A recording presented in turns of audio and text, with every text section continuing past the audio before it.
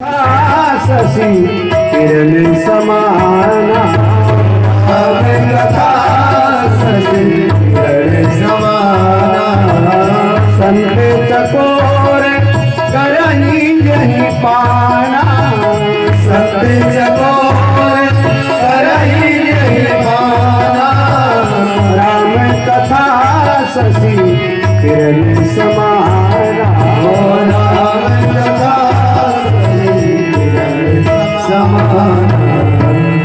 राम कथा हमारे आपकी कमियों को उजागर करता है। हमारे जीवन में कमी कहां से आई, हमारा मन मैला कहां से है। शास्त्र एक बहुत सुंदर दर्पण है जो हमारे अंतःकरण की कमियों को उजागर करता है। तुम्हारे मन में मैल कितना है ये शास्त्र बताता है। तुम्हारे मन में विकार कितना है ये शास्त्र बताता है। तुम्हारे मन में कुविचार कितना है शास्त्र बताता है। तुम कितने भ्रमित हो, कितने भटके हुए हो, ये शास्त्र हमें आपको बताता है। शास्त्र हमारी अंतःकरण की कमियों को उजागर करके और हमें सही मार्ग पर चलने के लिए सदैव प्रेरित करता है। कल सायंकाल की बेला में हम सभी लोग श्री राम कथा के माध्यम से सती के चरित्र का हम लोग चित्रण कर रहे थे, दर्शन कर रहे थे, जिसमें सती शास्त्र के नजदीक गई तो सही, लेकिन चेहरा अपना देख नहीं पाई। हाँ, जीवन एक किताब की तरह है, इसको पढ़ना चाहिए। जीवन एक पहेली, इसको बुझना चाहिए। जीवन एक चुनौती है, इसको स्वीकार करना चाहिए। जीवन एक परीक्षा है साहब, इसमें पास होने का प्रयत्न करते रहना चाहिए। जीवन एक संघर्ष है, इससे हमें आपको जूझना पड़ेगा, संघर्ष करना पड़ेगा, लड़ना पड़ेगा। सती ने शास्त्र रूपी दर्पण में अपने चेहरे को देखा नहीं। शास्त्र के निकट तो गई, लेकर कौन गया? तो महादेव लेकर गए, भगवान शंकर ले गए शास्त्र के सानिध्य में। लेकिन आहा, शास्त्र के निकट सती पहुंच करके भी शास्त्र की बात को मान नहीं पाई, समझ नहीं पाई, उसके पद चिन्हों पर चल नहीं पाई, और इसलिए सती का पतन निश्चित था हुआ। भगवान शंकर ने सती को मानो खुली छूट दे दिया कि देवी अब जाओ, हमारे कहे न संशय जाहि, तो विधि विपरीत भलाई नहीं। अब तुम्हारा भला हो ही नहीं सकता, जाइए। खुद को देखकर आधार बदलना सीखो, वक्त को देखकर व्यवहार बदलना सीखो।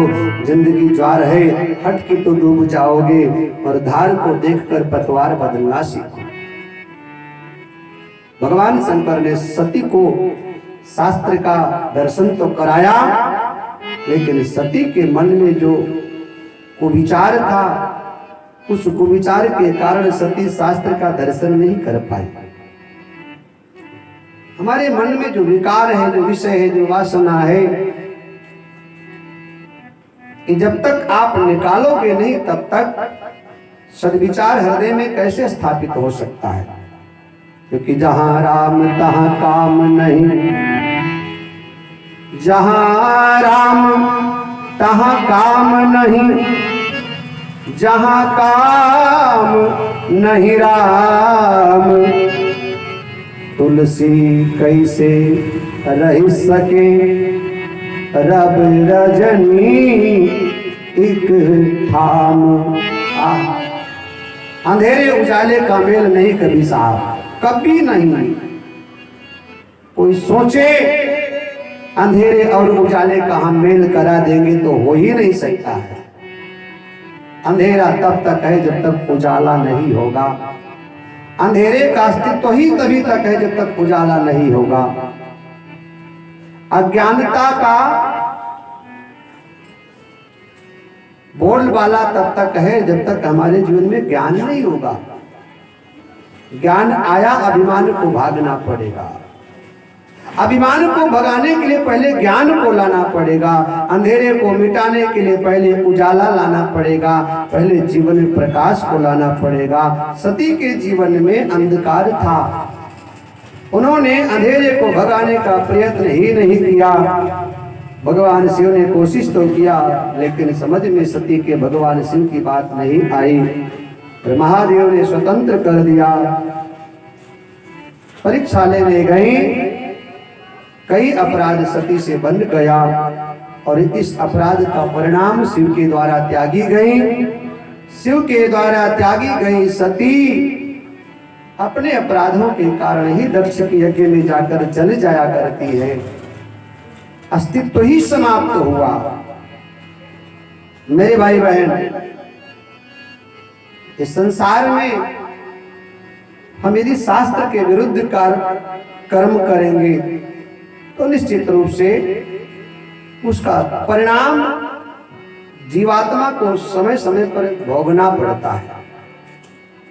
इसलिए सदैव व्यक्ति को शास्त्र सम्मत सत्कर्म करते रहना चाहिए। मृत्यु के समय सती ने देखा कि मेरे पति का यहाँ अनादर हुआ। दक्ष के यज्ञ में, दक्ष के यज्ञ में सती ने देखा मेरे पति का अनादर हुआ और इसलिए सती ने अपने मृत्यु को साहब सुधारने का प्रयत्न किया। और बड़ी अच्छी बात है, बड़ी अच्छी कथा है, बड़ा अच्छा रामचरितमानस का दर्शन है कि कभी कभी हम लोग जीवन को सुधारना चाहते लेकिन सुधर नहीं पाता है। कोई बात नहीं, जीवन नहीं सुधरा तो मृत्यु को तो सुधार लिया जाए। जीवन नहीं सुधरा तो मृत्यु को सुधार लिया जाए। और जीवन को सुधारने के लिए तो बहुत सारे विकल्प हैं, लेकिन मृत्यु को सुधारने के लिए एक ही विकल्प है कि दो बातों को भूल मत, जो चाहते कल्याण, नारायण एक मौत को, दूजा श्री भगवान। मृत्यु को सुधारने का एक ही विकल्प है, परमात्मा ईश्वर भगवान। सती ने अपनी मृत्यु को सुधारने का प्रयत्न किया और इसलिए मृत्यु के समय सती के मन में भगवान बैठ गए। संसार को भुला दिया। गई थी संसार को मन में सजो करके, वहां मेरे पिता मिलेंगे, मेरे माता मिलेंगे, मेरे भाई मिलेंगे, मेरा परिवार मिलेगा। लेकिन जब देखा कि ना माँ अपनी, ना भाई अपना, ना बाप अपना, ना सगे संबंधी अपने, इस संसार में तो कोई अपना है ही नहीं। सबने मुंह मोड़ लिया, या कोई अपना नहीं साहब। तब परमात्मा की याद आई, तब भगवान की याद आई। प्यास लगती है तो पनघट की याद आती है, लाज लगती है तो घूंघट की याद आती है। अजब तमाशा है इस दुनिया का कि उम्र ढलती है तो मरघट की याद आती है। सती ने देखा सब अपने जो थे मुंह मोड़ चुके हैं। तब सती ने भगवान शंकर को याद किया। मृत्यु निकट खड़ी है, टूटा हो साज तो आवाज बुरा लगता है, सामने हो मौत तो सौगात बुरा लगता है। टूटा हो साज तो आवाज बुरा लगता है, सामने हो मौत तो सौगात बुरा लगता है। उसको जमाने की क्या खबर कि टूटा हो दिल तो हर बात बुरा लगता है। सती ने देखा मृत्यु सामने खड़ी है, मुंह फाड़ कर खड़ी है, तो भगवान की याद आई, परमात्मा की याद आई, ईश्वर की याद आई। और अंतिम समय सती ने अपने मृत्यु को संवार लिया। भगवान शंकर के चरण में मन को लगाया।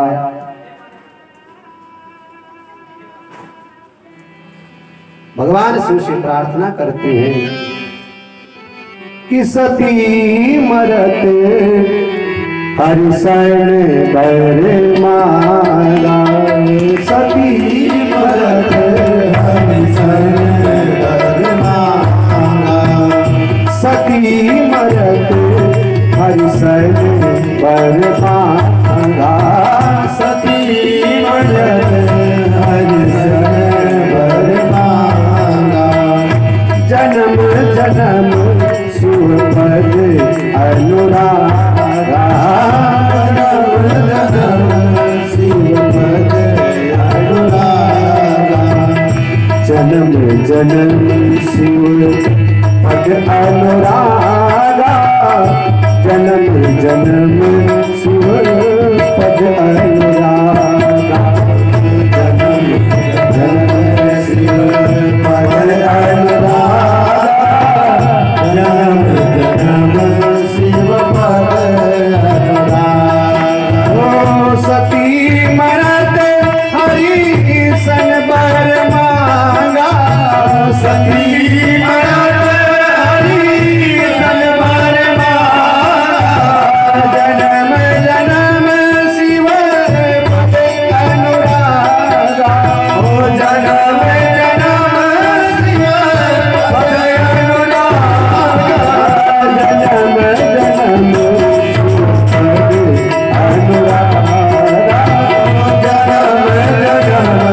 शिव पद अनुरागा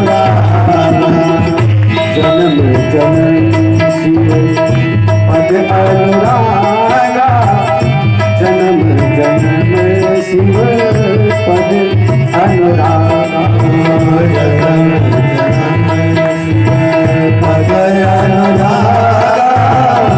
जन्म जन्म शिव पद अनुरागा राजा राम राम राम राजा राम राम राम राजा राम राम राम राजा राम राम राम राजा राम राम राम राजा राम राम राम राजा राम राम राम राजा राम राम राम हरि मन दो दिन का मेला रहेगा कायम के जग का जमेला रहेगा हरि मन दो दिन का मेला रहेगा कायम के जग का जमेला रहेगा हरि मन दो दिन का मेला रहेगा कायम के जग का जमेला रहेगा हरि मन दो दिन का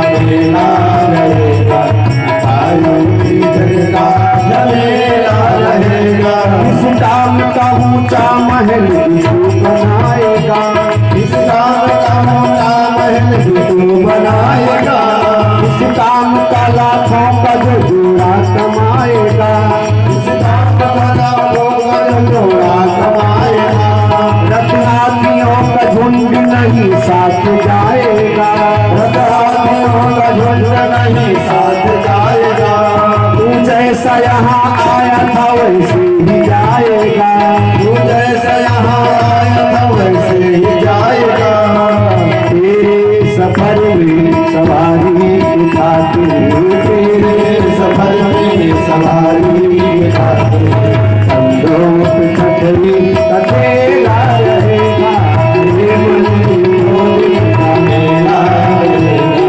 कायम जगता जमेला रहेगा हरे मन दो दिन का मेला रहेगा कायम जग का जमेला रहेगा हरे मन दो दिन का मेला रहेगा कायम जग का जमेला रहेगा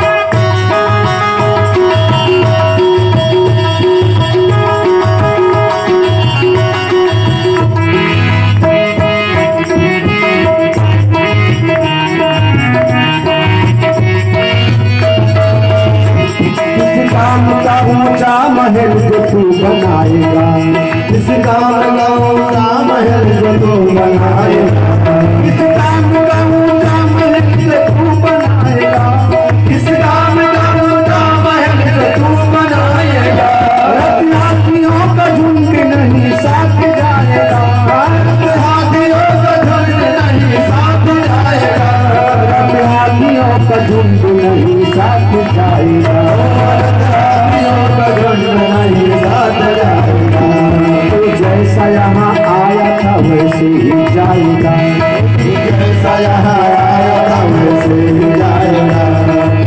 जैसा यहाँ आया था वैसे ही जाएगा, तू जैसा यहाँ आया था वैसे ही जाएगा, तू जैसा यहाँ आया था वैसे ही जाएगा, तू जैसा यहाँ आया था वैसे ही जाएगा, तू जैसा यहाँ आया था वैसे ही जाएगा, तू जैसा यहाँ आया था वैसे ही जाएगा। तेरे सफर में सवारी की खातिर, तेरे सफर में सवारी कंधों से छतरी अकेला रहेगा, तेरे मन के भोजन का मेला रहेगा, आयु जगन्नाथ मेला रहेगा।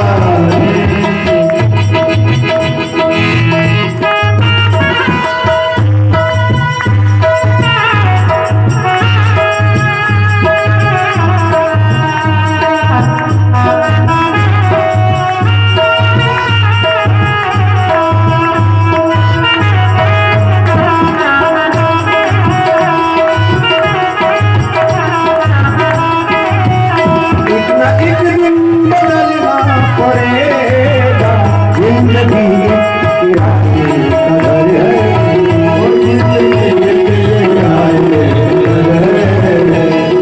एक दिन बदलना पड़ेगा, बात जब तुझको बात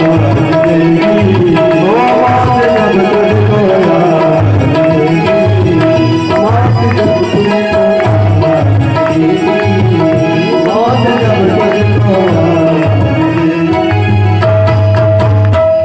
सती की मृत्यु होती है। मृत्यु के समय सती ने महादेव से एक वरदान मांगा कि जन्म जन्म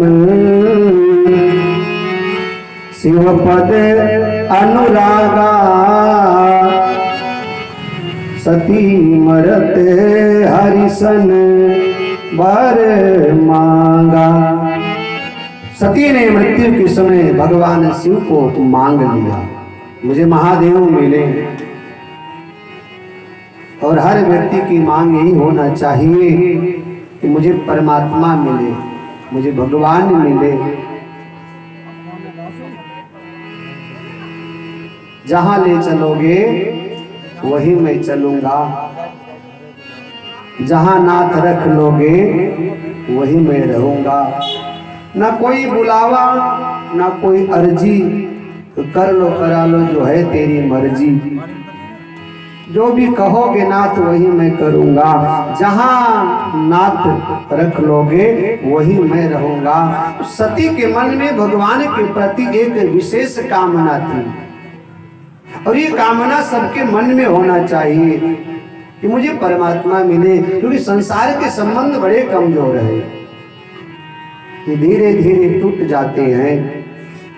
लेकिन ईश्वर और जीव का संबंध पहले भी था, आज भी है, आगे भी बना रहेगा। सती की जो इच्छा थी मुझे महादेव मिले, इसी कारण भगवान शंकर के चरणों में ध्यान लगाकर सती ने प्राणों को त्याग दिया। तो सती का अगला जन्म जो होता है वो महाराज हिमांचल के यहाँ महारानी मैना के माध्यम से हुआ। पर्वतराज हिमांचल की बेटी बनने का सौभाग्य सती को प्राप्त हुआ, क्योंकि उन्होंने भगवान शंकर से मांगा था कि मैं आपकी ही बनूं, जब बनूं तो कई कारण हिमगिरि गृह जाई, जननी पार्वती तन पाई। सती का जन्म हुआ, महाराज हिमांचल ने बड़ा उत्सव मनाया। लोग सती के जन्मोत्सव पर देवता यक्ष किन्नर गंधर्व सब बधाइयां देने के लिए आ रहे हैं।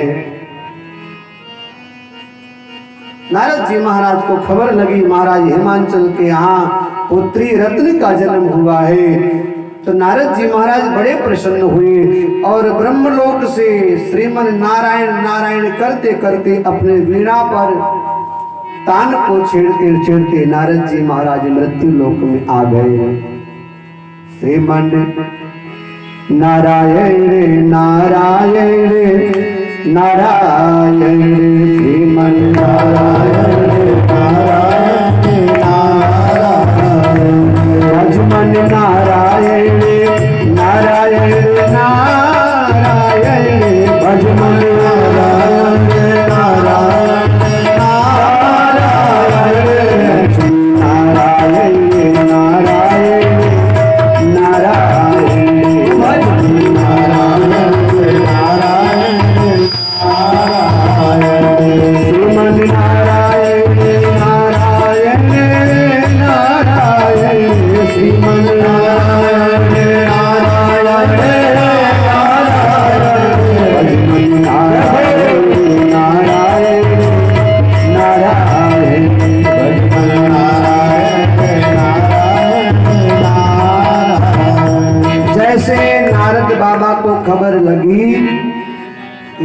हिमांचल के यहाँ बेटी का जन्म हुआ है। 100 पुत्रों के बाद एक पुत्री का जन्म हुआ महाराज हिमांचल के यहाँ। और घर में बिटिया का जन्म होना तो उत्सव मनाना चाहिए। बेटी आने का मतलब हमारा सौभाग्य उदय हुआ है। बेटी के जन्म का मतलब हमारी सुकृति है। बेटी बाप की सुकृति होती है। इसलिए पुत्री के जन्म के उपलक्ष्य में उत्सव मनाना चाहिए। क्योंकि बेटा काम आए ना आए लेकिन बेटी काम जरूर आती है।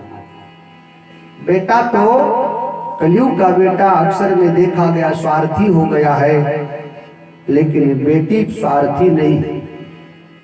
बेटी अपने माँ बाप से झगड़ करके लड़ करके जब सुनती है कि हमारे पिता को कष्ट है, वो लोग बड़े भाग्यशाली जिनके घर में बेटी का जन्म होता है। महाराज हिमांचल बड़े प्रसन्न है।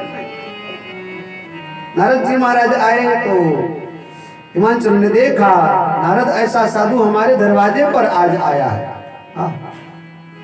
नारद समाचार जब पाए तो को कही गिर गे सिधाए। शैल राज बर आदर कीना, पद पखारे पर आसन दीना। बड़ा सम्मान किया, चरणों को प्रक्षालन किया, चरण को धोया है। सुंदर श्रेष्ठ उच्च आसन पर विराजमान कराया बैठाया है।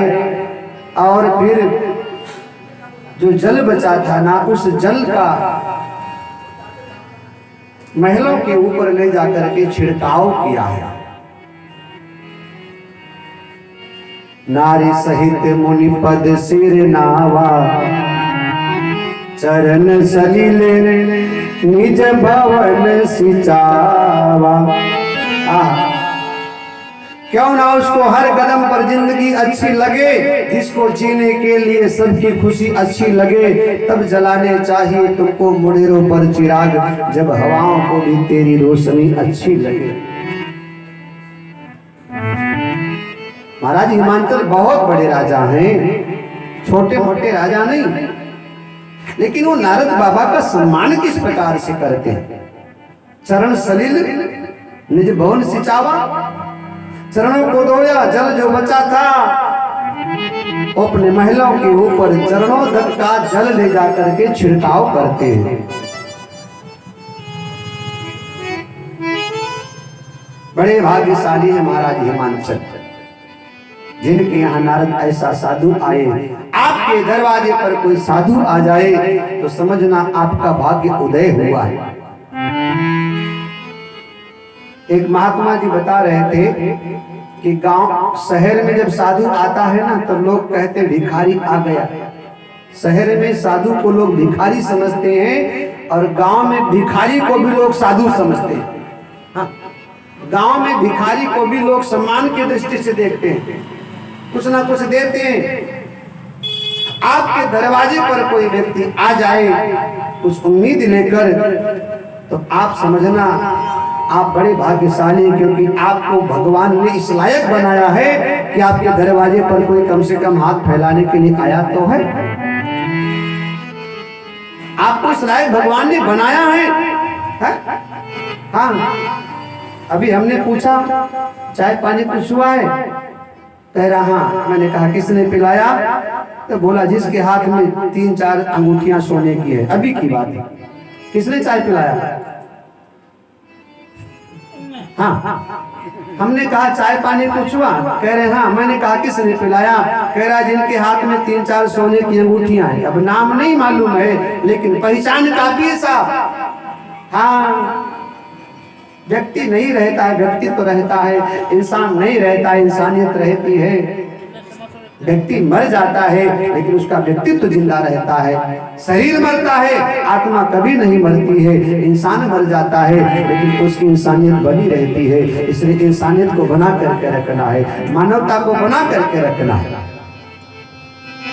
एक चाय आपने पिला दिया साहब, एक चाय की वो व्यक्ति जिसको आपने चाय पिलाया वो न जाने कहां कहां जा करके आपका बखान करेगा। आपके दरवाजे पर कोई आ गया है तो भिखारी नहीं, वो आपका सौभाग्य है। कुछ आपसे लेकर जाएगा, आपसे जब कुछ लेकर जाएगा तो आपका जो धन है वो पवित्र हो जाएगा। आपका धन कहां से आया है आपको मालूम है? धन में कितनी ईमानदारी कितनी बेईमानी है आपको मालूम है। लेकिन उसी धन में से आप जब कुछ दे दोगे ना तो आपका धन भी पवित्र हो जाएगा, आपका मन भी पवित्र हो जाएगा और आप संतुष्ट हो जाओगे कि मैंने कम से कम चलो किसी को कुछ दिया तो सही। नारद ऐसा साधु आया, हिमांचल राजा के सौभाग्य का विषय था, चरणों को धोया, जल ले जाकर पूरे महलों में छिड़काव कराया। शास्त्र का दर्शन है, कोई दरवाजे पर आ जाए, साधु आए, ब्राह्मण आए, अतिथि आए, भिखारी आए, आप सम्मान करो, कुछ देना सीखो, कुछ दोगे तो कुछ मिलेगा, बिना दिए कभी मिलने वाला नहीं। एक किसान भी पहले फसल को बोता है, फसल को मिटा दे अपनी हस्ती को, अगर कुछ मर्तबा चाहे कि दाना खाक में मिलकर गुले गुलजार होता है। एक किसान भी फसल को पहले बोता है, पहले वो बीज डालता है, अब जब उसने एक बीज डाला तो उस एक बीज में से कम 100 बीज परमात्मा उसको देते हैं। वो 10 किलो गेहूं बोएगा किसान खेत में तो भगवान उसको 10 कुंटल देते हैं। स्पष्ट है कि जब आप दोगे तभी आपको परमात्मा देगा, तभी आपको भगवान देगा। इसके पहले कोई उपाय नहीं कि आपको कुछ मिले। तो नारद जी महाराज आए, नारद जी महाराज का चरण धो करके चरणोदक पान किया, महलों के ऊपर जल का छिड़काव किया और महारानी मैना महाराज हिमांचल दोनों नारद जी के चरणों में आकर के प्रणाम करते हैं और अपने भाग्य की प्रशंसा करने लगे कि निज सौभाग्य बहुत गिरी परना, निज सौभाग्य बहुत गिरी परना, निज सौभाग्य बहुत गिरी परना, निज सौभाग्य बहुत गिरी परना, झुका बोली मोहि चरना, सुधा बोली मोहि चरना, से श्रवण कर मिट जाती है, से श्रवण कर मिट जाती है, से श्रवण कर मिट जाती है, से श्रवण कर मिट जाती है, जन्म जन्म की गदा हो कथा, जय जय राम बोलो, जय जय राम, जय जय राम, जय जय राम कथा, जय जय राम कथा, जय जय राम कथा, जय जय राम कथा।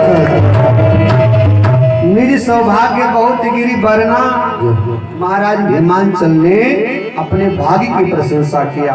किससे किया? नारद ऐसे साधु को पा करके बोले महाराज इस पूरी सृष्टि में हमारे जैसा भाग्यशाली और कोई है ही नहीं। महाराज बड़ी कृपा है आप जैसे साधुओं की, ब्राह्मणों की, भगवान की बड़ी कृपा है। अपने भाग्य की नारद जी ने प्रशंसा किया।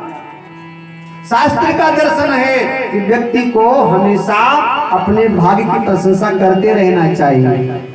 हाँ, भगवान को धन्यवाद देते रहना चाहिए कि परमात्मा तुम्हारी बड़ी कृपा है, बहुत कुछ तुमने दिया, ये सुंदर हाथ दिया है, सुंदर पांव दिया है, सुंदर नाक दिया, सुंदर कान दिया, सुंदर शरीर दिया, सुंदर परिवार दिया, सुंदर समाज दिया, सुंदर देश दिया, सब कुछ सुंदर।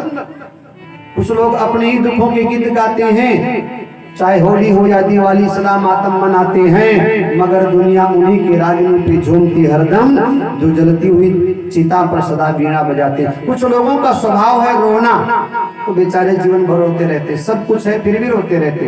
बढ़िया मकान है फिर भी, मंदिर जाएंगे तो वहां रोएंगे, कोई साधु ब्राह्मण मिल गया तो वहां रोएंगे, कोई बाबा मिल गया तो जरा हाथ देखकर बताओ, एक फैक्ट्री तो चल रही दूसरी कब चलेगी। तो कुछ लोगों का स्वभाव है रोना, जीवन भर रोते। सब कुछ है, बढ़िया मकान है, बढ़िया परिवार है, बढ़िया गाड़ी है, बढ़िया व्यापार है, बढ़िया नाम है, प्रतिष्ठा है, समाज में सब कुछ है, लेकिन कुछ लोगों का स्वभाव है केवल रोना। और कुछ लोगों को देखिए किराए के मकान पे रहते हैं, दिहाड़ी करते हैं, 300 400 500 कमाते हैं, कल के लिए क्या पता मिले ना मिले दिहाड़ी, नमक रोटी खा करके, लेकिन अपने परिवार के साथ बड़े खुश रहते हैं, बड़े प्रसन्न रहते हैं, वो भगवान को धन्यवाद देते हैं। कुछ लोग अपने ही दुखों के गीत गाते हैं, चाहे होली हो या दिवाली सदा मातम मनाते हैं, मगर दुनिया उन्हीं के रागिनी पे जो उनकी हरदम जो जलती हुई चिता पर सदा वीणा बजाते, इसलिए व्यक्ति को मस्त रहना चाहिए। भगवान का धन्यवाद, जो तुम्हारे पास है वो कहीं कम नहीं है साहब, कहीं कम नहीं, जितना तुम्हारे पास है उतना पर्याप्त है, जो प्राप्त है वही पर्याप्त है। अक्सर में देखा गया है जो हमारे पास होता है वो दिखता नहीं है, और जो नहीं है वो दिखता है। हमारे पास जो है बड़ा मकान वो नहीं दिख रहा है, पड़ोसी का बड़ा मकान दिख रहा है, इतना बड़ा होना चाहिए। जो दिखता है, जो है वो दिखता नहीं, और जो नहीं है वो दिखता है।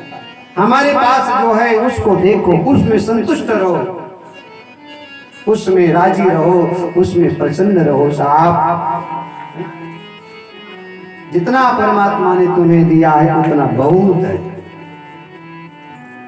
और क्या करने चाहिए। बाकी तो भैया रवि जी, बाकी तो ना अटा है और ना अटेगा, और ना घटा है और ना घटेगा, और जैसे कटा है ऐसे कटेगा, कभी पूरा नहीं पड़ेगा साहब। जितना मिल जाए वो कम ही कम है, तो ना अटा है और ना अटेगा, कभी पूरा पर नहीं, कभी कम भी नहीं पड़ा है, कभी कम नहीं पड़ा, कभी नमक रोटी खाकर, कभी चपाती खाकर, कभी दाल चावल, कभी कुछ खाकर, कभी कुछ खाकर, तो ना अटा है ना अटेगा, ना घटा है ना घटेगा, और जैसे कटा है ऐसे साहब कटेगा। इसलिए जितना है उतने में संतुष्ट रहो, और ध्यान देना आपने जो बोया है वो काटोगे, जो आपकी इच्छा है वो आपको भगवान देगा देगा। सती की इच्छा थी कि मुझे भगवान शिव मिल जाए तो मिलेंगे। कल मैंने बताया था पहले की कथा में कि आपके मन में जो कामना वो भगवान पूरा करते हैं। आपकी कामना क्या है? एक मजदूर मजदूरी के लिए निकलता है तो सोचता है मुझे दिहाड़ी मिल जाए, तो भगवान उसको दिहाड़ी देते हैं। कोई महिला घर से निकलती है कि सब्जी लेने जा रहे, तो सब्जी उसको शाम तक मिलता है। कोई व्यक्ति जाता है कि मुझे कपड़ा लेना, तो उसको कपड़े की दुकान मिलती है ना। अब हम जैसे लोग कोई सोचते हैं कि कहीं कथा का मौका मिल जाए तो मिलता है ना बराबर। यदि हमारे दादाजी श्रोता हैं, ये सोचते हैं कि कथा सुनने का मौका मिले तो मिलता है ना। आपके मन में मेरे बेटा पैदा हो जाए तो बेटा पैदा होगा, आपके मन में मेरा विवाह हो जाए तो विवाह होगा। आपके मन में जो है भगवान उसको पूरा करता है। अभी ये महानुभाव कथा सुनने के लिए इतनी दूर से आते हैं, बहुत दूर से आते हैं, कथा की तलाश इनको रहती। और ये मेरे ख्याल से ये एक बजे आ गए यहाँ पर, 1 बजे आ गए, और जब तक कथा विश्राम नहीं लेगी तब तक जाएंगे नहीं। और बोले महाराज हमको कथा दे दो, तो मैंने कहा दे दूंगा। बोले कब? मैंने कहा शाम को।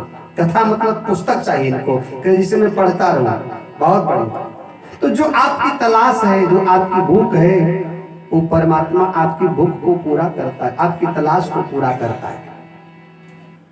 सती का मृत्यु हुआ, पार्वती के रूप में सती का जन्म होता है।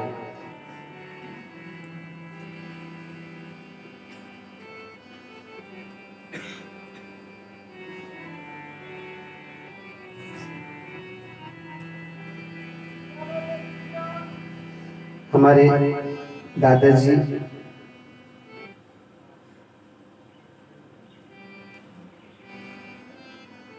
जो अत्यंत भगवान के चरणों में प्रेम है,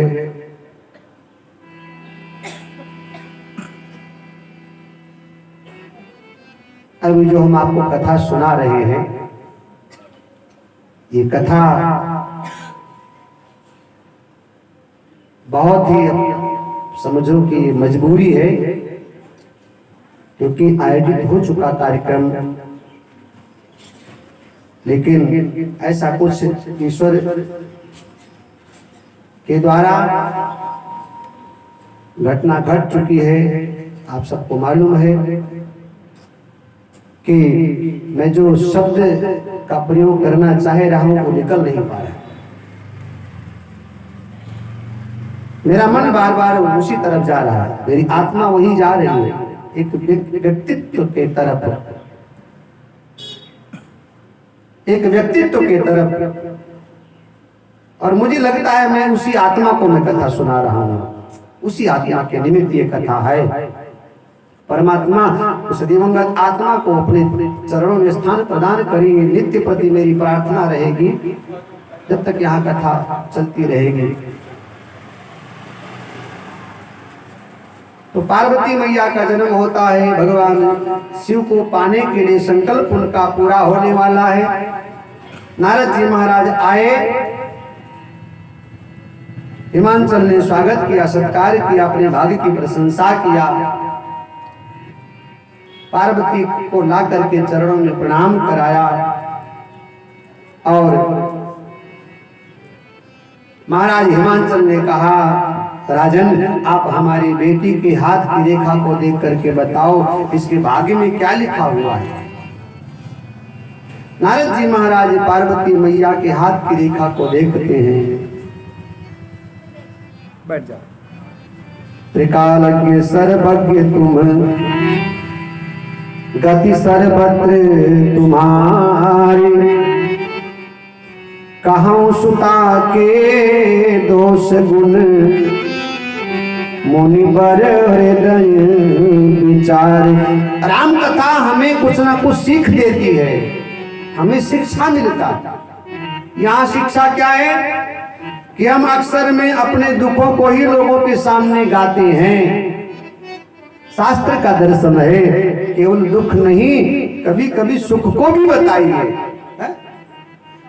ये जीव का स्वभाव है कि दुखों को ही व्यक्ति व्यक्त करता है, सुख को नहीं, कभी नहीं। किसी का बेटा 50,000 रुपए तनख्वाह ले रहा है, लाख रुपए तनख्वाह ले रहा है, और वो बेटा ला करके तनख्वाह अपनी माँ के हाथ में रख दिया करता है, तो माँ बड़ी खुश होती है। अब कुछ दिन के बाद बेटे का विवाह हो गया। अब वो बेटा जो अपनी माँ के हाथ में लाख रुपए की सैलरी ला करके रखता था, अब उसमें उसने कर लिया कटौती, 50 ही दे रहा है। तो माँ को बड़ी चिंता हुई कि विवाह के बाद मेरा बेटा सैलरी मुझे पूरा नहीं देता है। तो वो माँ क्या करती है, माँ किसी पंडित जी के पास पहुंच जाएगी और कहेगी, महाराज जरा देखो, हमारा बेटा पहले तो पूरी तनख्वाह देता था, आजकल आधा ही दे रहा है। ये शास्त्र का प्रमाण है कि जब पूरा तनख्वाह मिलता था तब उसने किसी को नहीं बताया। बेटा ठीक ठाक है तो भगवान से कभी नहीं जाकर कहा कि तुम्हारा बड़ा धन्यवाद कि बेटा बड़ा अच्छा मिला, बहू बहुत अच्छी मिली। लेकिन जरा सा बेटा या बहू थोड़ा सा कहीं उसने मुंह मोड़ लिया तो हम भगवान से शिकायत करने, अच्छा था तब कभी नहीं बताया कि सब कुछ अच्छा है, लेकिन थोड़ा यदि बेटा बहू मुंह मोड़ लेते तो हम भगवान से शिकायत करते जाकर। यहां महाराज हिमांचल ने अपने भाग्य की प्रशंसा किया, केवल दुख को नहीं गाया, सुखों को बताया। निज सौभाग्य बहुत गिरी वरना, बहुत बड़ा सौभाग्य मेरा है, मेरे जैसा भाग्यशाली कोई आज है नहीं। अपने भाग्य की प्रशंसा किया। शास्त्र का दर्शन है, रोने की आदत छोड़ दो, जो है उसमें खुश रहो, संतुष्ट रहो, मुस्कुराते रहो, प्रसन्न रहो। आपकी प्रसन्नता दूसरे को प्रसन्न होने का मौका देती है। आप खुश रहोगे तो सामने वाला अपने आप खुश रहेगा। इसलिए जितना है उतने में आप खुश रहिए, संतुष्ट रहिए। पार्वती के हाथ की रेखा को नारद जी महाराज देखते हैं और देखते देखते बाबा बोल पड़े कि कहा मुनि भी हंसी गोड़ में डुबानी, मुनि हंसी गुड़ में डुबानी कहा मुनि भी हंसी गुड़ में डुबानी मुनि हंसी गुड़ में डुबानी सुता तुम्हारी सकल गुण खानी सुना तुम्हारी सकल गुण खानी सुता तुम्हारी सकल गुण खानी सुता तुम्हारी सकल गुण खानी सुंदर साजी सुशील सयानी नाम उमा अंबिका भवानी ओ नाम उमा अंबिका भवानी नाम उमा अंबिका भवानी नाम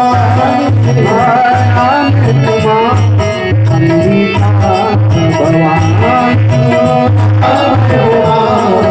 अंबिका भवानी राजा राम राम राम राजा राम राम राम राजा राम राम राम राजा राम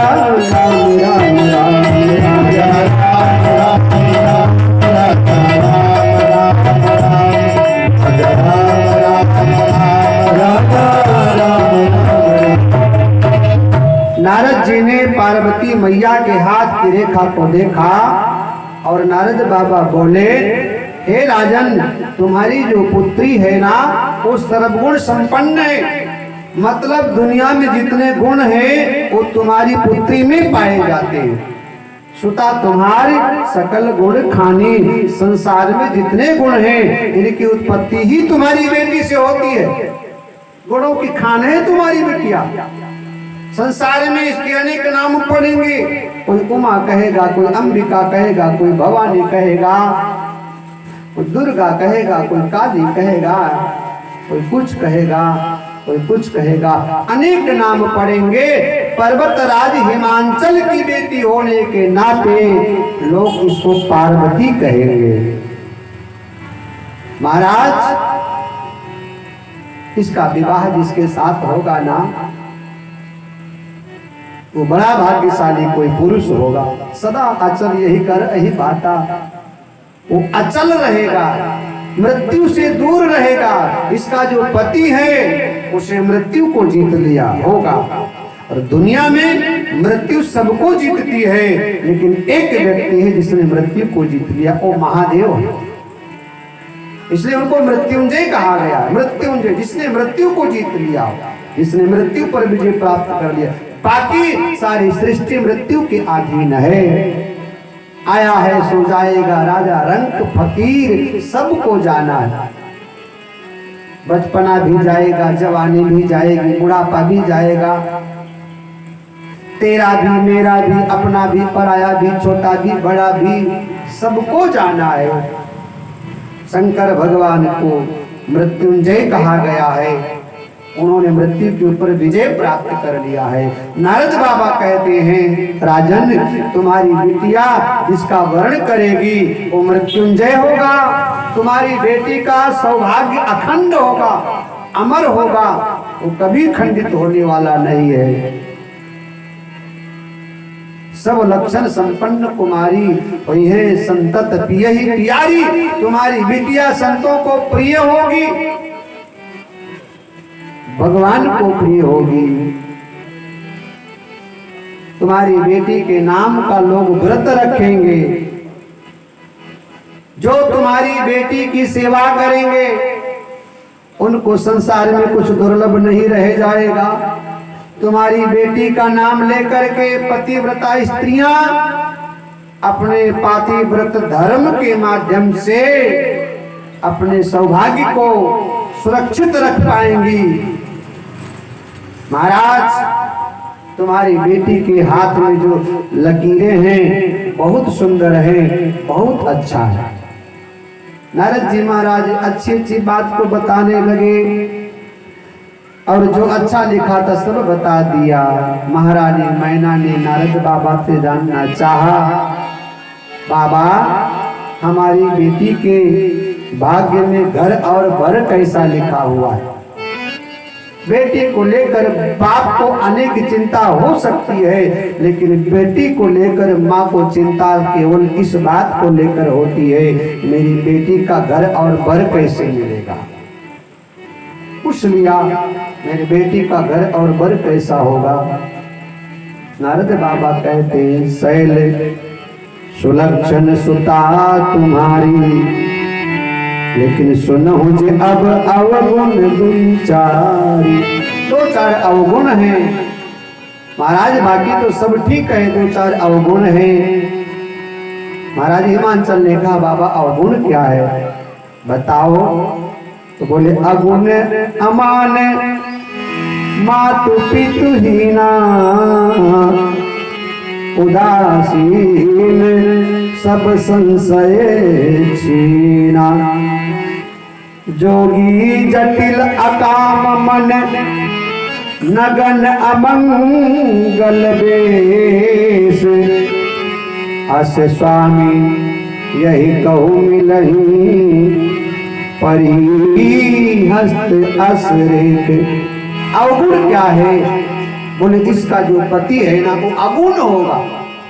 अगुण का मतलब नारद जी के शब्दों में जिसके जीवन में कोई गुण ही ना हो, लेकिन वास्तव में यह है अगुण का मतलब जिसके गुण का कोई पता ही नहीं।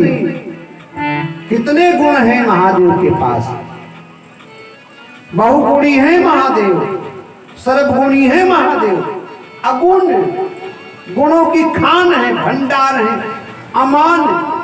नारद के शब्दों में जिसका कहीं मान ना हो, लेकिन वास्तव में हकीकत यह है जिसको मान की कोई प्रतिष्ठा ना हो, जो केवल राम का दीवाना हो, राम का भक्त हो, राम का उपासक हो, राम राम गाने वाला हो, तो राम की नाम के साथ अपने श्वासों को जोड़ चुका हो। ऐसे भगवान शिव की तरफ इशारा किया। अमान मातु पितुहीना, जिसके माँ बाप का कुछ खबर नहीं, उदासीन रहने वाला हो, कोई भ्रम नहीं न पाल रखा हो, संशय रहित हो, किसी प्रकार कोई टेंशन ना हो, फ्री माइंड वाला व्यक्ति, उदासीन सब संशय छीना, कोई संशय नहीं, कोई संदेह नहीं, कोई भ्रम नहीं, कोई भय नहीं। जोगी जटिल अकाम मन, नगन अमंगल बेश। नग्न अवस्था में रहने वाला हो। अस स्वामी यही कहूँ मिलही, परी हस्त असरेख। ऐसा पति आपकी बेटी को मिलेगा। महाराज हिमांचल ने सुना, वाणी मौन। महारानी मैना ने सुना, वाणी मौन। कुछ देर तक सोचते रहे, सोचते रहे, सोचते रहे। पार्वती मैया बड़ी प्रसन्न हुई। सुन मुनि गिरा सत्य जी जानी। तुलसी बाबा लिखते हैं कि दुख दंपति लेकिन उमा हर्षानी। हिमांचल मैना दुखी हुए, लेकिन उमा हर्षानी, पार्वती प्रसन्न हुई, क्योंकि पार्वती को मालूम है ऐसा लक्षण शिव के पास पाए जाते हैं, और शिव के लिए ही तो पार्वती ने शरीर धारण किया है। पार्वती को मालूम है ऐसा लक्षण महादेव में ही पाए जाते हैं, और इसी लक्षण को पाने के लिए तो सती ने देह को त्यागा है साहब। अब यहाँ सती पार्वती बनकर आई तो पार्वती मैया देख रही हैं कि मेरा लक्ष्य मुझे नजर आने लगा, मेरी मंजिल मिलने की मुझे उम्मीद जगी हुई है। नारद जी महाराज भी इस भेद को जान नहीं पाए कि नारद हूँ यह भेद न जाना, नारद हूँ यह भेद न जाना, नारद हूँ यह भेद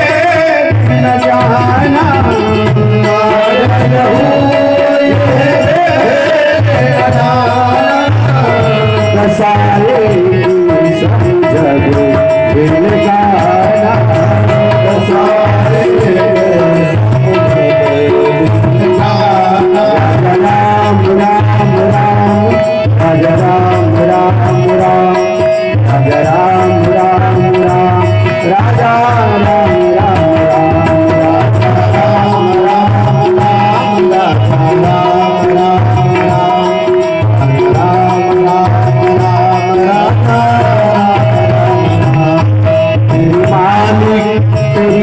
सबसे बड़ी सबसे बड़ी बात है सबसे बड़ी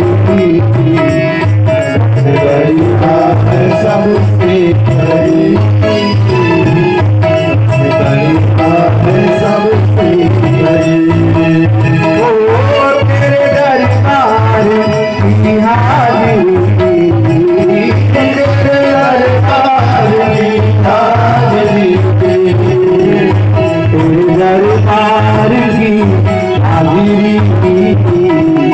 सबसे बढ़िया है सबसे बड़ी सबसे बढ़िया है सबसे बड़ी सबसे बड़ी राजा राम राम राम राजा राम राम राम राजा राम राम राम राजा राम राम राम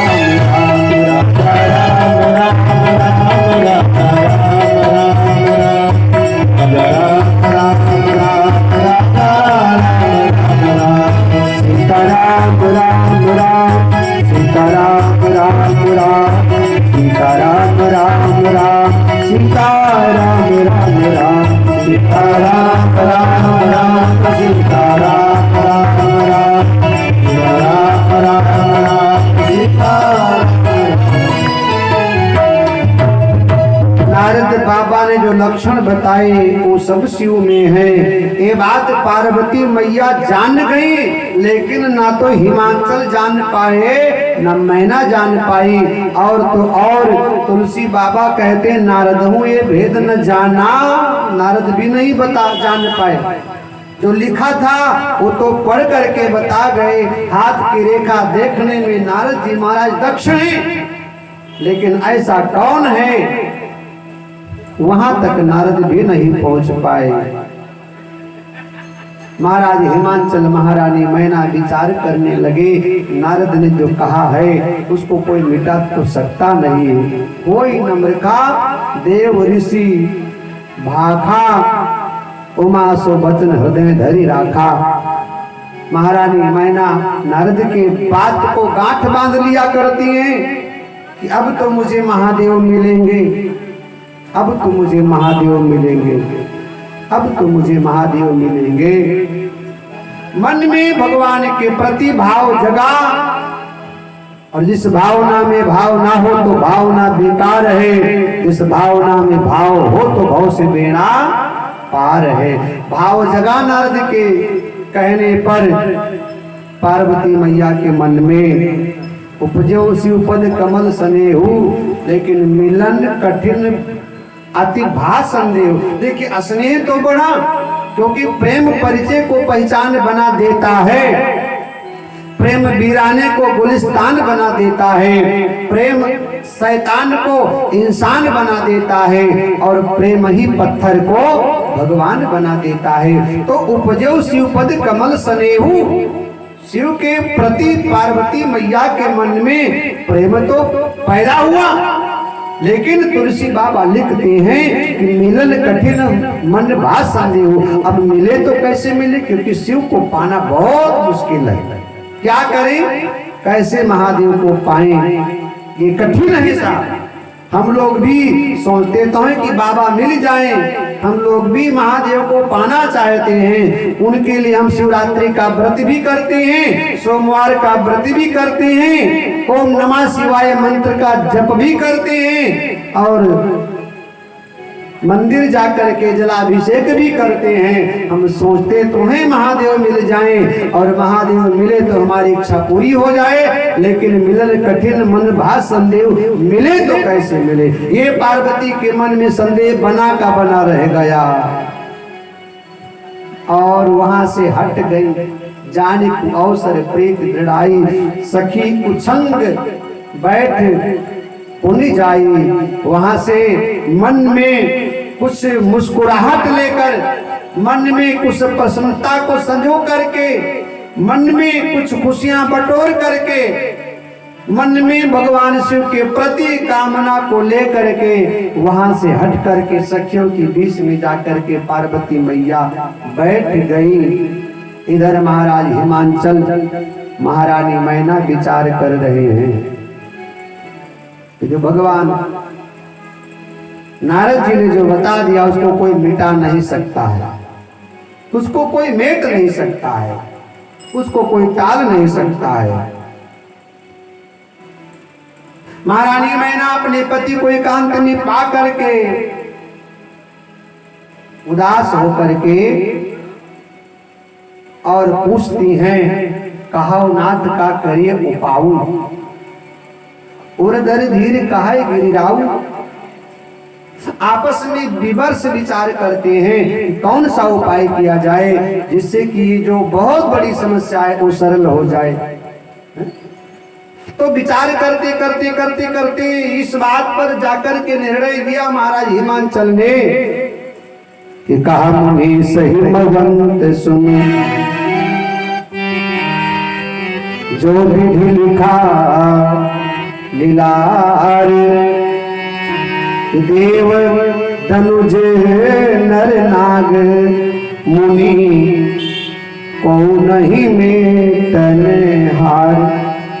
यहाँ बहुत बड़ी बात तुलसी बाबा ने हमें आपके लिए रख दिया कि विधाता ने जो लिख दिया ना उसको कोई टाल नहीं सकता।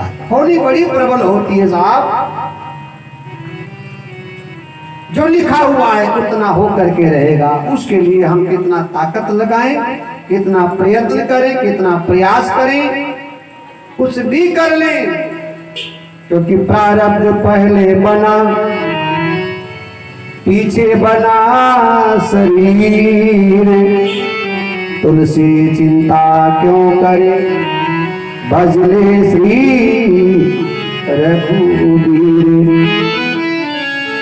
कहा मुनि बिहसी, कहा मुनि से हेमवंत सुन, जो विधि लिखा लीलार, देव धनुज नरनाग मुनि को नहीं में तनहार। नारद बाबा ने कहा राजन एक बात बताऊं? बोले हाँ महाराज। बोले सुनो, विधाता ने जो लिख दिया ना उसको ना तो कोई देवता, ना कोई गंधर्व, ना यक्ष, ना किन्नर, कोई मिटा ही नहीं सकता। जो लिख दिया तुम्हारे भाग्य में जो ईश्वर ने लिखा उसको कोई मिटा नहीं सकता है। बोले फिर क्या करें? तो नारद जी महाराज ने कहा हर एक सवाल का जवाब है, हर एक बीमारी की दवाई भी है, हर एक शंका का समाधान भी है, हर एक प्रश्न का उत्तर भी है। मैं उपाय बताता हूँ। उपाय है। बोले महाराज कौन सा उपाय है? यदि भगवान ने आपकी सुन लिया, आपकी सहायता ईश्वर ने किया तो एक उपाय। बोले महाराज कौन सा उपाय है? तो बोले जे जे बर की दोष बताए, जे जे बर के दोष बताए, जे जे बर के दोष बताने, दौलत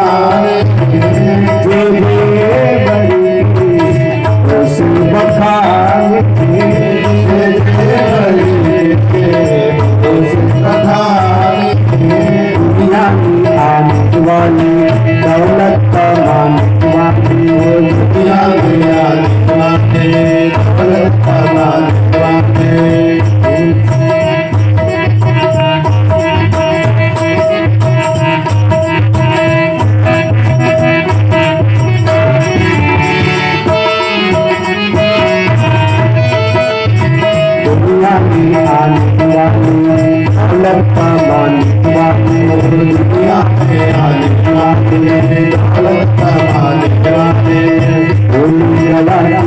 भगवान सोच जरा तो इंसान दुनिया को भगवान सोच जरा तो इंसान आँखों की पुतली तेरी कैसे बनाई होगी आँखों की पुतली तेरी कैसे बनाई होगी रातों के बीच जीवा कैसे लगाई होगी बातों के बीच जीवा कैसे लगाई होगी चेहरे पे तेरे कैसे आँख सजाई होगी तेरे कैसे नाम सजाई होगी सासु पर हाथ दिया काम की साथ दिया सुपर हाथ दिखा हम की साथ दिखा तो दुनिया को दुकात भूल गया जो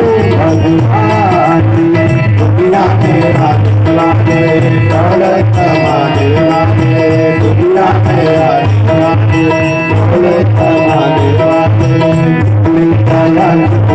भगवान सोच जरा तो इंसान भूल गया तो जवान सोच जरा तो इंसान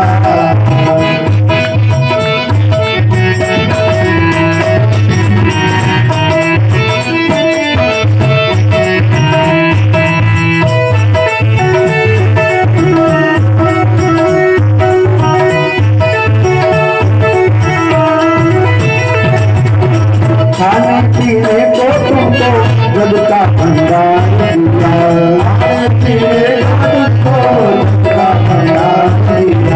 सारे दियों के साथ तुमको सरदार दिया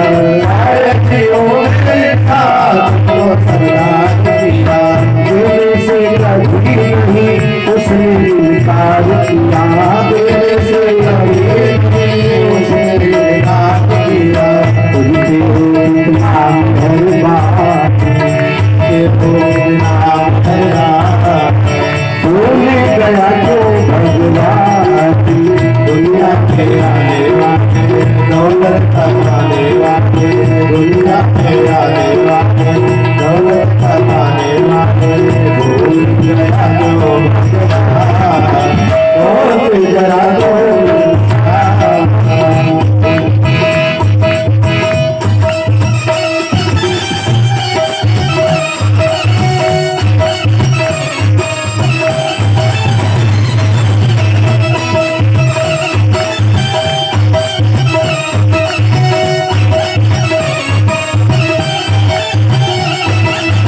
बिजली पानी के बिल को हर दम उनका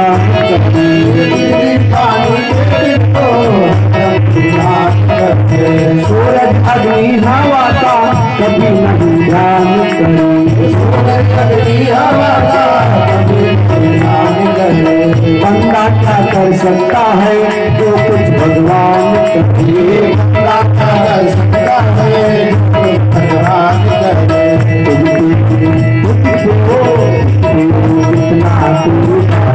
करे भूल गया दुनिया के आने वाले दौलत कमाने वाले दुनिया में आने वाले दौलत कमाने वाले बड़ी दया सोच जरा तो कोई दया सोच जरा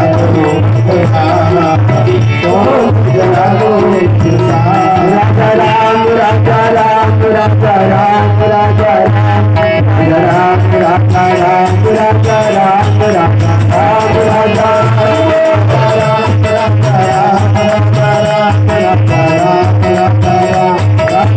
जय सीताराम सीताराम सीताराम सीताराम सीताराम सीताराम सीताराम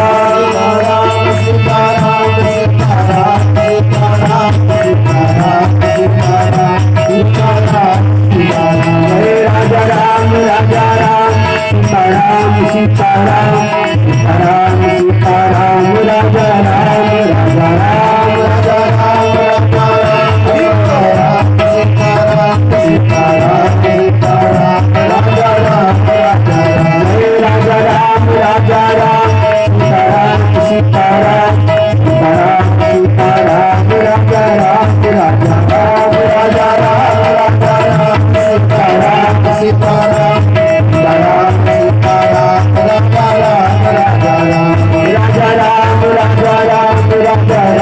राजा राम राजा राम राजा राम राजा राम राजा राम राजा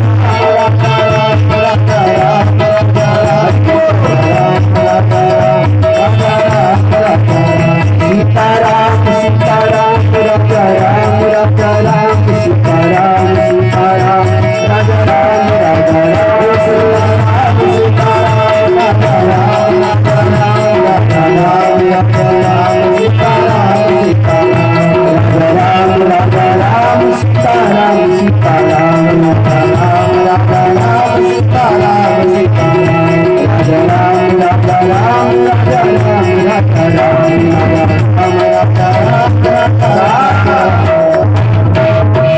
जय जय श्री सीताराम।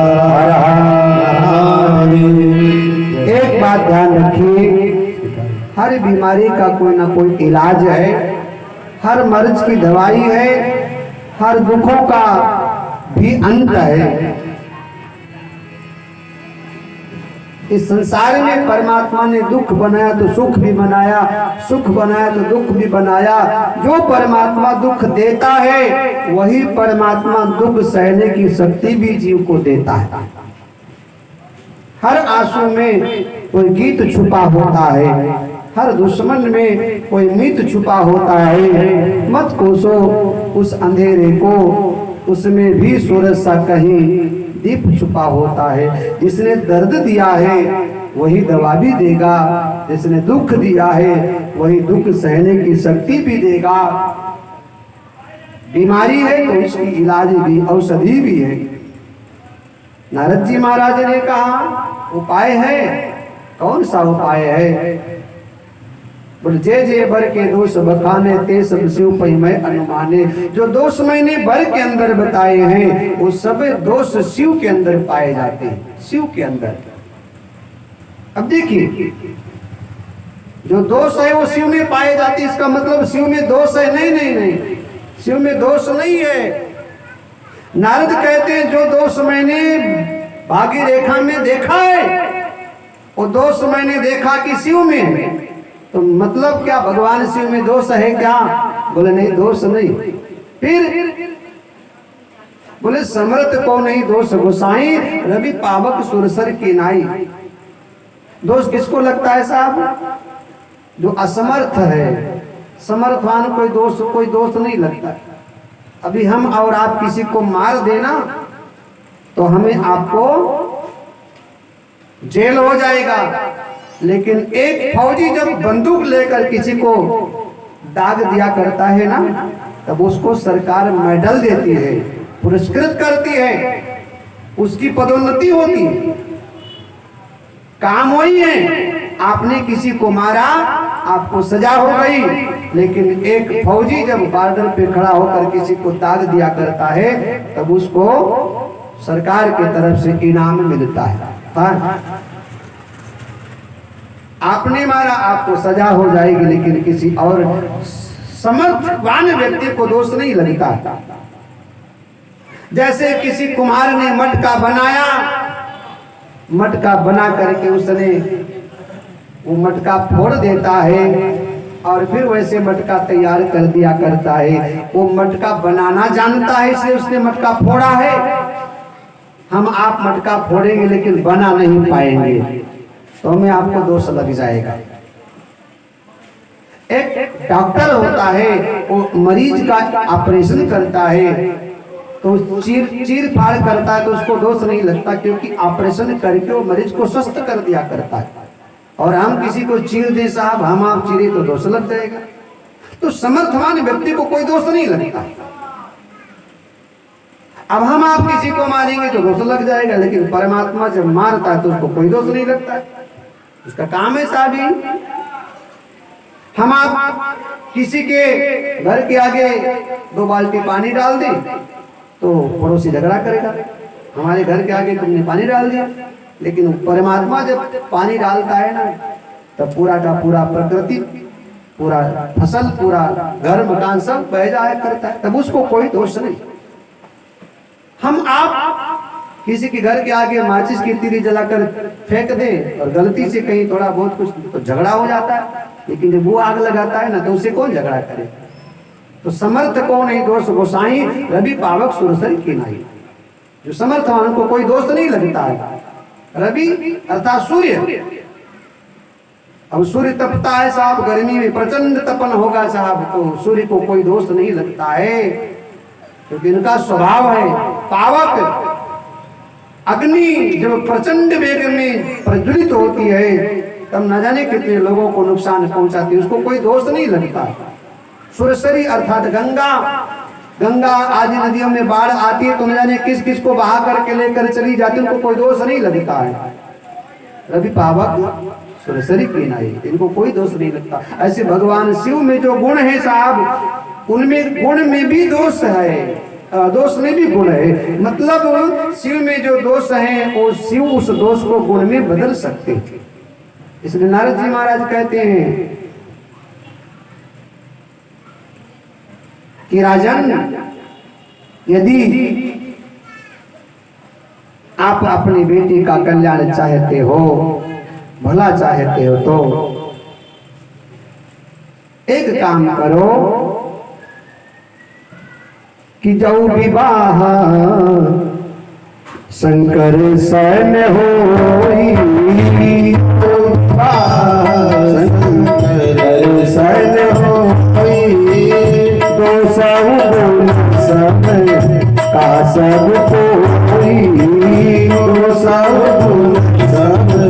का सब कोई, जाऊ विवाह शंकर सन होई, जो विकास यदि आपकी बिटिया का विवाह भगवान शंकर के साथ हो जाए तो जो शिव के जीवन में दोष है वो गुण में बदल सकता है। क्यों, कैसे बदल जाएगा? तो बोले महादेव के पास इतना सामर्थ्य है कि वो दोष को गुण में बदल सकते हैं, वो दोष को गुण में वो बदल सकते हैं। मेटत कठिन कौन कबाल के, भगवान शिव ऐसे सामर्थ्यवान हैं कि वो व्यक्ति के जीवन में जो दुर्भाग्य उसको सौभाग्य में बदल सकते हैं। इसलिए भगवान शिव की उपासना अनिवार्य बताया गया है। अस कही नारद सुमिर हरि गिरजहि दीन आशीष, तो यही है कल्याण अब संशय तजो गिरीश। आशीर्वाद देकर महाराज हिमांचल से विदा लेकर नारद जी महाराज चले जाया करते हैं। महाराज हिमांचल को अकेले में पा करके महारानी मैना रोने लगी और महाराज हिमांचल से महारानी मैना कहती हैं, राजन नारद की बात मेरे समझ में नहीं आई। नारद क्या बोल गए मैं कुछ समझ नहीं पाई नारद की भाषा। पति एकांत पाए कह मैना, नाथ न मैं समुझे मुनि बैना। नारद की बात मेरे समझ में नहीं आई, क्योंकि नारद है साधु और साधु की बात जल्दी समझ में नहीं आती है। अटपट बात कबीर की और झटपट लखी न जाए, और जाए आपको चटपट लखे तो शुभ खटपट मिट जाए। अटपट बात कबीर की और झटपट लखी न जाए, जो आपको चटपट लखे तो सब खटपट मिट जाए। साधु की भाषा जल्दी समझ में नहीं आती है, साधु की भाषा सबके समझ में नहीं आती। एक बार एक व्यक्ति कबीर साहब के पास गया और कबीर साहब को देखा तो बड़े प्रसन्न है, चेहरे पे मुस्कुराहट है, कोई भय नहीं, कोई शोक नहीं, कोई चिंता नहीं, बड़े मस्त हैं साहब। उस व्यक्ति ने कहा साहब, बोले हाँ साहब। बोले साहब हमने तो इतना धन कमा लिया, इतना धन कमा लिया कि 7 पीढ़ी यदि कुछ ना करे तो आराम से बैठकर खाए, इतना कमा लिया, लेकिन 8वीं पीढ़ी को लेकर चिंता है। 7 पीढ़ी के लिए मैंने इतना कमा लिया कि कुछ ना करे तो बैठकर आराम से खाए, लेकिन 8वीं पीढ़ी के लिए हमें चिंता है।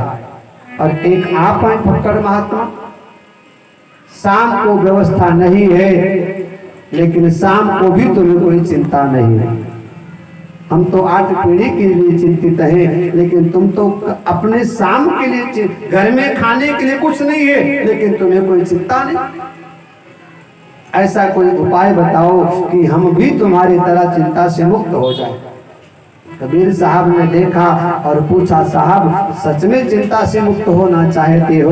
उस महानुभाव ने कहा, बाबा बिल्कुल चिंता से मुक्त होना चाहते हैं। कबीर साहब ने कहा, एक काम करो। बोले महाराज बताओ। कबीर साहब ने कहा, भैया चिंता से मुक्त होना चाहते हो तो सबसे पहले जाओ अपने घर में आग लगा दो। क्या करो? बोले अपने घर में आग लगा दो। उस व्यक्ति ने कबीर साहब को नीचे से ऊपर देखा और देखता रह गया और बोला, बाबा बाबा हो करके आग लगाने की बात करते हो, ये कैसे बाबागिरी? कबीर साहब ने कहा, हमारी तरह सुखी होना चाहते हो तो पहले जाओ घर में आग लगाओ। बोले मतलब? कबीर साहब ने कहा, कबीरा खड़ा बाजार में और लिए लंगोटी हाथ, कबीरा खड़ा बाजार में लिए लंगोटी हाथ, और जो घर फूके आप नो तो चले हमारे साथ। कबीर साहब ने कहा, ऐसी मस्ती तुम्हें तभी मिल सकती है जब तुम घर और परिवार और संसार से मोह मुक्त होकर के तुम परमात्मा में रम जाओ। और परमात्मा में तब तक नहीं रमोगे तब तक तुम्हारा मन संसार में रमा रहेगा। श्री राम धूमि में जब तक, श्री राम धूमि में जब तक मन तू मगन न होगा, श्री राम धूमि में जब तक मन तू मगन न होगा, श्री राम धूमि में जब तक मन तू मगन न होगा, श्री राम धूमि में जब जग जाल छूटने का, जग जाल छूटने का, तब तक जतन न होगा, श्री राम मन तू मगन न होगा, श्री राम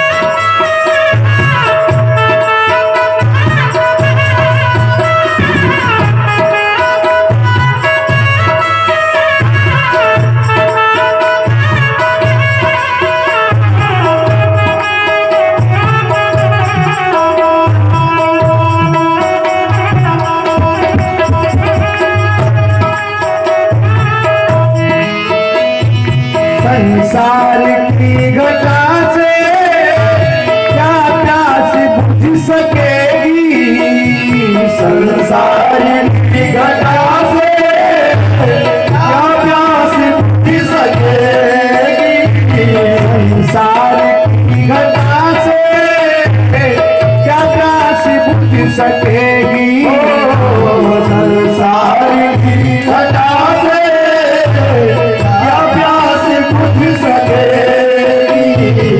चातक हृदय से जब तक,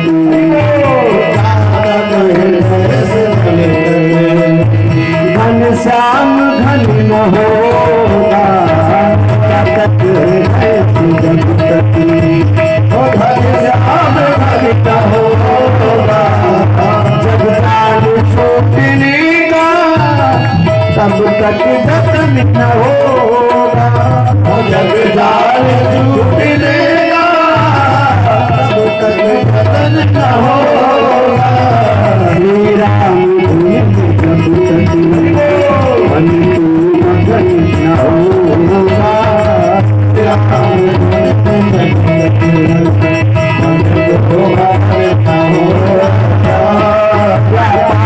धन कमा कर तू लाख साज सज ले, व्यापार धन कमा कर तू लाख साज सज ले, व्यापार धन कमा कर तू लाख साज सज ले, व्यापार धन कमा कर तू लाख साज सज ले, होगा सुखी न जब कभी, होगा सुखी न जब कभी, संतोष धन न होगा, होगा सुखी न जब कभी, संतोष धन न होगा, जाल छूटने का जब तक जतन न होगा, जब जाल छूटने का कभी न होगा, श्री राम जब कभी मगन होगा, राम तो मगन होगा, श्री राम मन तो मगन होगा, श्री राम व्यापार धन कमा कर तू लाख साज सजले, होगा सुखी ना जब तक संतोष धन न होगा। संसार के घटा से क्या प्यास बुझ सकेगी, चातक दृगों से जब तक घनश्याम घर न होगा। जो आनंद भगवान के भजन में है, जो आनंद भगवान की भक्ति में है, वो अन्यत्र कहाँ। ये भाव हमारे मन में तब बनेगा जब मीरा बनना पड़ेगा। तब मीरा बनकर आप भी कहोगे कि पायो जी मैं तो राम रतन धन पायो, खायो न खर्चो चोर न लेवे, वो तो दिन दिन बढ़त सवायो।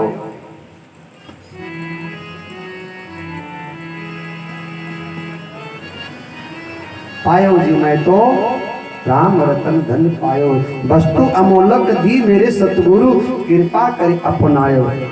मीरा बनना पड़ेगा, और मीरा जब बनोगे साहब, तब तुम्हें परमात्मा के भजन की कीमत समझ में आएगी। तब वो जहर भी तुम्हारा कुछ बिगाड़ नहीं पाएगा, तब जहर भी तुम्हें मार नहीं पाएगा।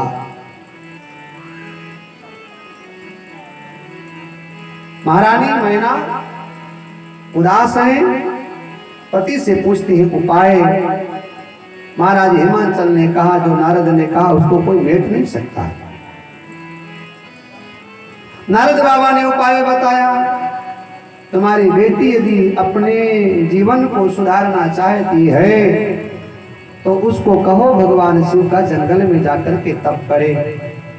पर शास्त्र का प्रमाण है कि कोशिश करने वालों की कभी हार नहीं होती, और लहरों से डर कर नौका कभी पार नहीं होती। शंभु साज समर्थ भगवाना, यही विवाह सब विधि कल्याणा। यदि भगवान शिव के साथ तुम्हारी बेटी का विवाह हो जाएगा तो मंगल ही मंगल है फिर तो, क्योंकि बिना भगवान शिव के उपासना के संसार का कोई व्यक्ति अनुकूल वस्तु को पा ही नहीं सकता है। नारद जी महाराज आशीर्वाद देकर के चले गए।